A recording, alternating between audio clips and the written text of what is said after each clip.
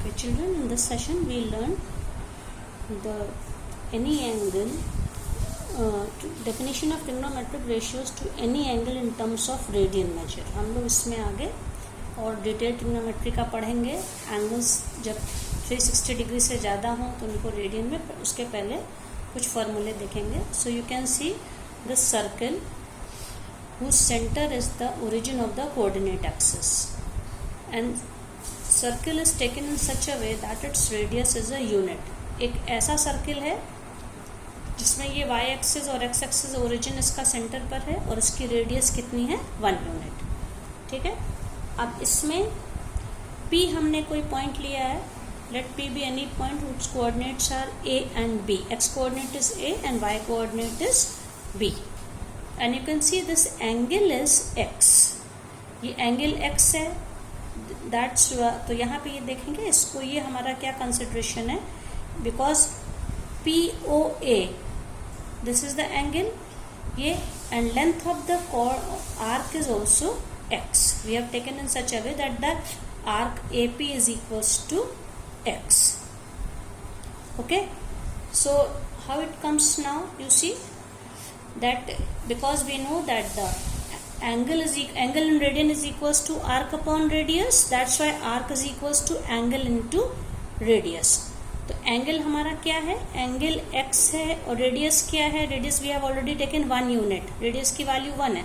So x into 1 is equals to x. तो इस arc की जो लेंथ है वो क्या आई है x. Now we have taken this right angle triangle OPM. एक ट्राइंगल है जिसका ये परपेंडिकुलर PM है और OM बेस है.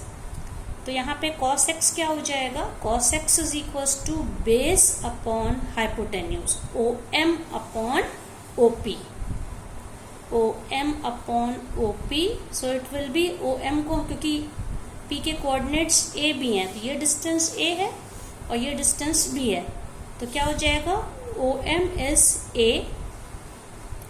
A upon 1. That's why we can say cos x is equals to A. इसी तरह से sin x क्या हो जाएगा, perpendicular upon hypotenuse B upon 1. So it will be B upon 1. So it will be B.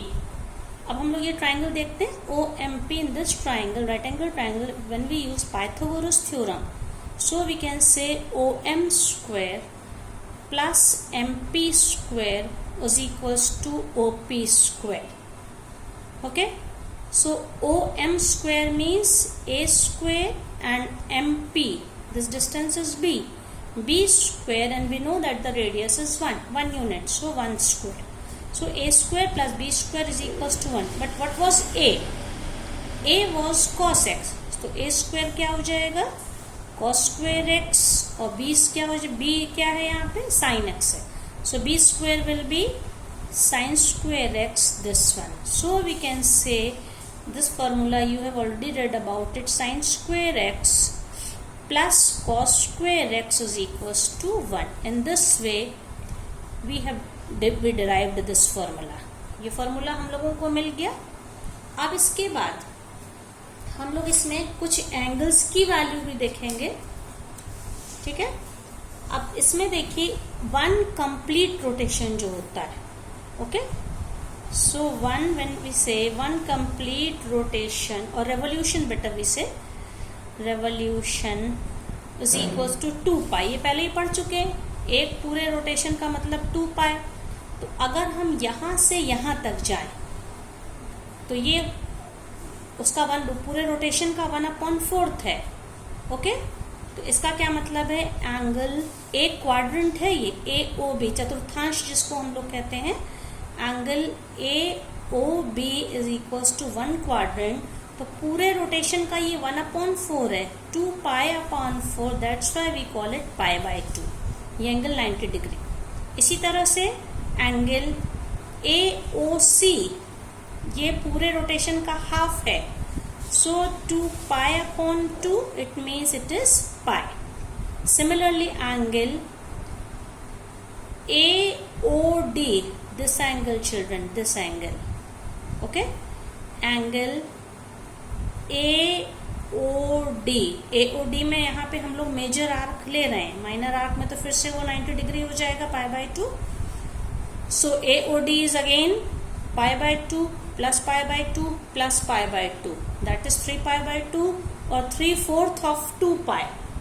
Okay, so 3/4 of 2 pi, then it becomes 3 pi by 2. We can write it 3 pi by 2 and one complete rotation means again 2 pi.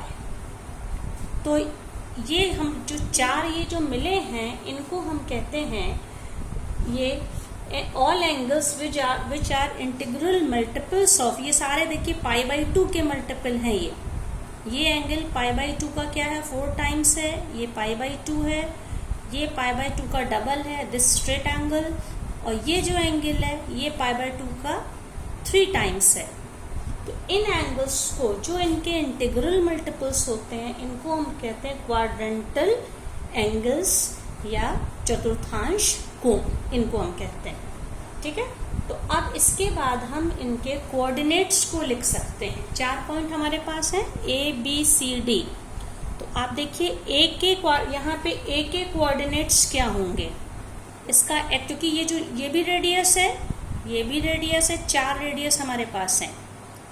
तो x axis पे जब भी कोई point होता है तो उसका Y coordinate 0 होता है. तो ए के कोऑर्डिनेट्स यहाँ पे क्या हो जाएंगे 0 1 1 0 1 0.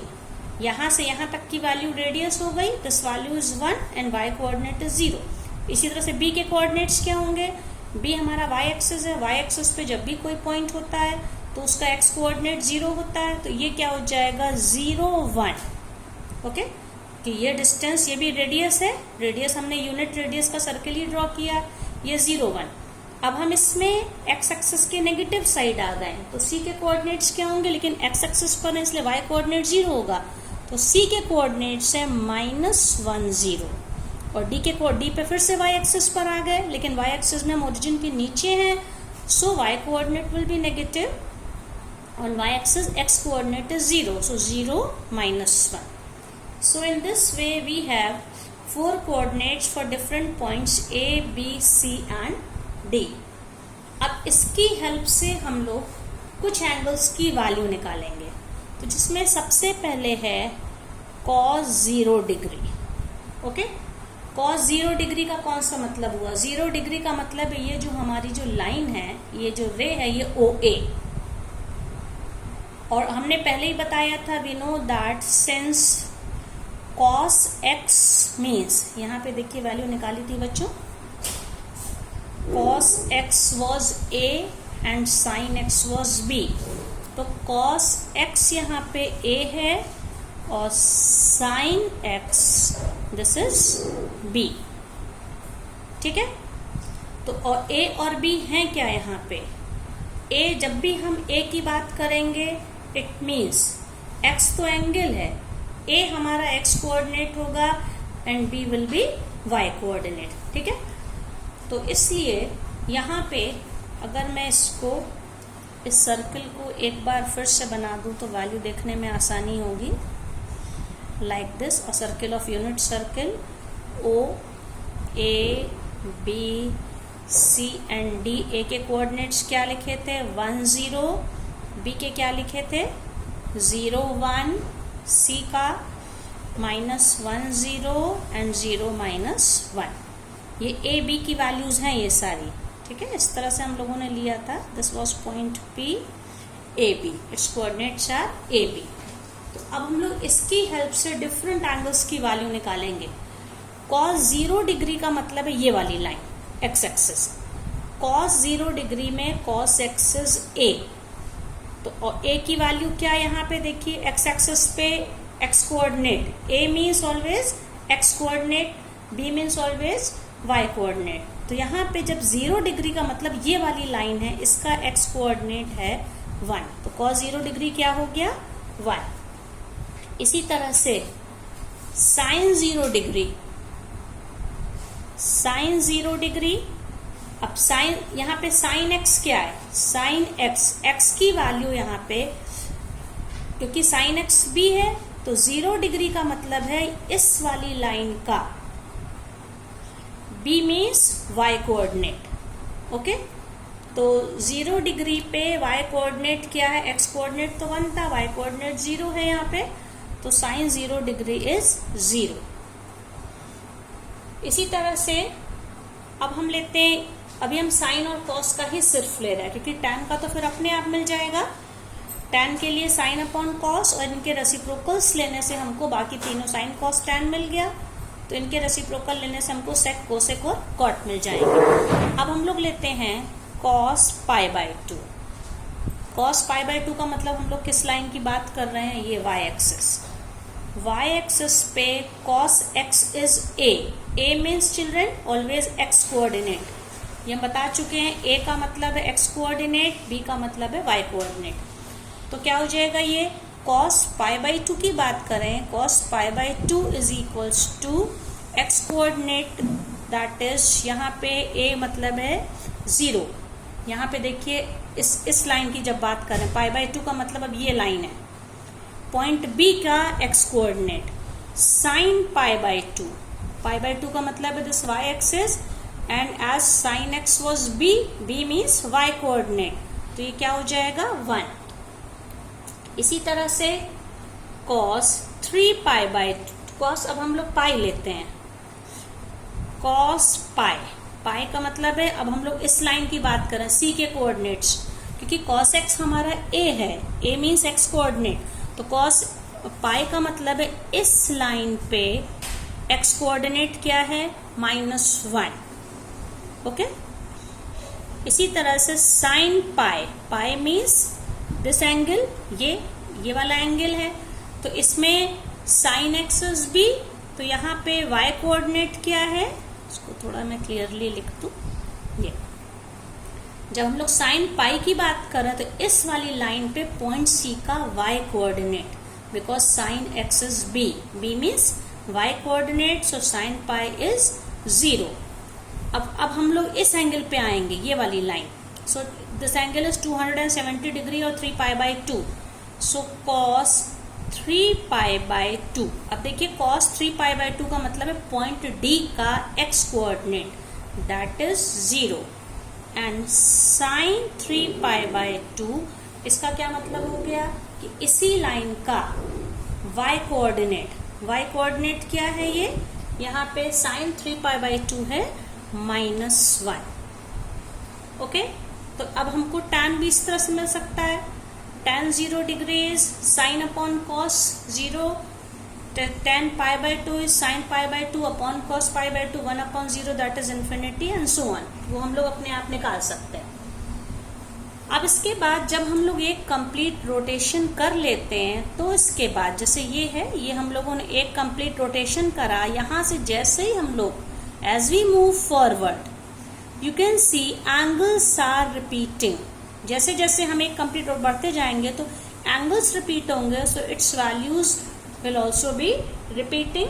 तो इसका ये मतलब हो गया कि whenever we take 1 rotation, 2 rotation or 100 rotation, there will be repetition in the value of all the t ratios. That's why t ratios are also called periodic functions, क्योंकि ये अपनी वैल्यू को हर रोटेशन के बाद रिपीट करते हैं। Okay, तो इसलिए हम लोग कह सकते हैं यहाँ पे कि whenever we take multiple of 2 pi, multiple of 2 पाई का मतलब है इसको हम 2n पाई लिख सकते हैं, जहाँ पे n की वैल्यू 1, 2, 3 इन्फिनिटी तक जा सकती है। तो multiple of n pi 2 pi लेने से क्या हो जाएगा, they will repeat its value. So in this way we can say sine 2n pi plus x की, जैसे मान लीजिए x की वैल्यू 30 डिग्री है, साइन 30 डिग्री की जो वैल्यू है, अगर n की वैल्यू 1 ली, इट मीन्स 2 पाई, तो एक रोटेशन कंप्लीट करने के बाद वापस फिर से उसी जगह पे 30 डिग्री पे आएगा। और if you take value of n as 3, 4, 5, any value you take, so it will have same value as x। So sine 2n pi plus x is equals to sine x, where n belongs to integer है यहाँ पे, क्योंकि negative value लेंगे तो rotation अब हमारा clockwise ऐसे चलेगा. Okay, so in this way. Similarly cos 2n pi plus x is equals to cos x. Again n belongs to integer. Okay, now one more thing, because sine 0 degree is 0, you can see, and sine pi is 0. It means whenever you take integral multiple of pi के साथ कोई भी number लगा के उसका sign लेंगे, हमेशा हम लोगों को इसकी वैल्यू 0 मिलेगी. Okay, so we can say sine x is equals to 0 if x is equals to either 0 plus minus pi plus minus 2 pi plus minus 3 pi and so on. ये प्लस माइनस n पाई जो भी value जाएगी, where x is an integral multiple of pi. Okay, तो इस तरह से हम लोग कह सकते हैं कि हम पाई की किसी भी मल्टीपल में लें, हमेशा हमें वो वैल्यू 0 मिलेगी. नाउ cos x के लिए cos x is equals to 0. अब cos देखिए कहाँ पे 0 था, इस पे 0 था, ये पाई बाई 2 पे था, और 2 पाई बाई 2 मतलब कि cos पाई पे ये वैल्यू -1 आ गई थी. लेकिन यहाँ पे you can see cos pi by 2 0, then cos pi basically है क्या, पाई बाई 2 इंटू 2, देन इस पे -1 है, cos 3 pi by 2, cos 3 pi by 2 is 0. So we can say if cos x is equals to 0, it implies x is plus minus pi by 2 plus, हम 2 pi by 2 नहीं लिख सकते because 2 pi by 2 will become pi, that is -1, 3 pi by 2. So you can observe odd multiples plus minus 5 pi by 2 and so on. So we can say cos x is equals to 0. It implies x is equals to 2n plus 1 pi by 2. This 2n plus 1 represent an odd number. कोई भी number है, अगर हम उसको 2n के form में लिखते हैं तो वो इवन नंबर है, 2n प्लस लिखेंगे तो ये odd number है, where n belongs to integer. Similarly, sin x is equals to 0, it implies x is equals to n pi, where n belongs to integer. ये दोनों फॉर्मूले बच्चों आपको याद रखना है.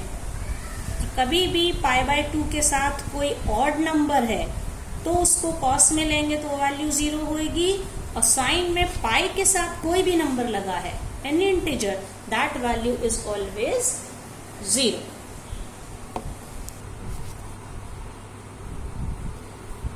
Okay children, we have already learned this formula, sin square x plus cos square x is equals to 1. In the same way we can prove 1 plus tan square x is equals to sec square x, and 1 plus cot square x is equals to cosec square x.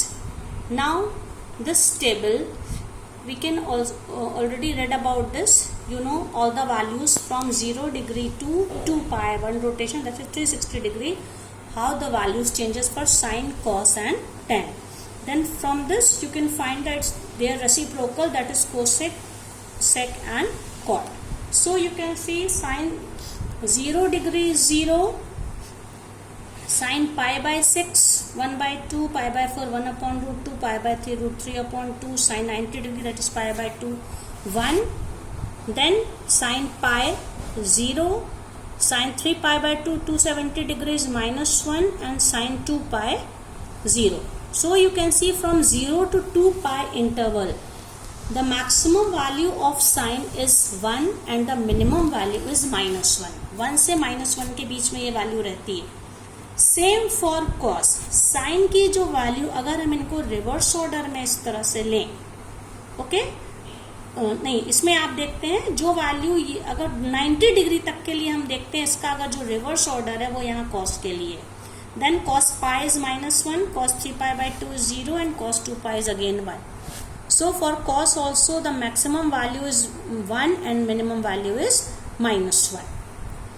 Then for tan you can see tan value of tan, it changes from negative infinity to positive infinity. The biggest range is for tan theta. ये सब हम लोग पिछले classes में पढ़ चुके हैं 10th class में. अब इसी से हम लोग चारों क्वाड्रेंट के साइन को भी डिसाइड कर सकते हैं.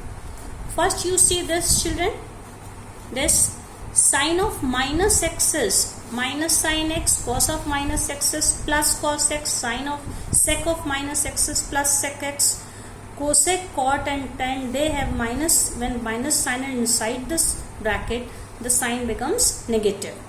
So you can see only for cos and sec, the value of minus x becomes cos x or sec x positive.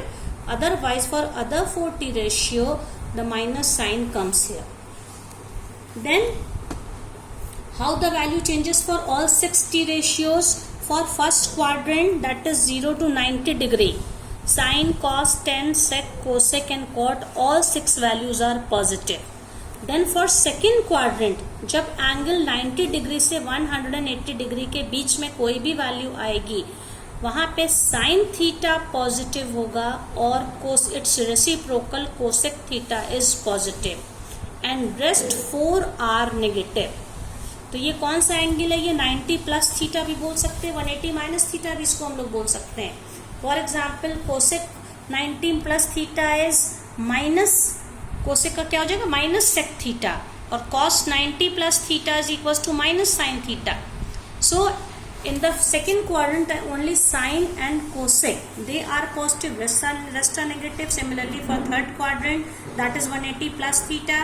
Here tan and cot are positive and rest 4 are negative. And the fourth quadrant, that is 270 degree to 360 degree, cos and sec are positive and rest 4 are negative.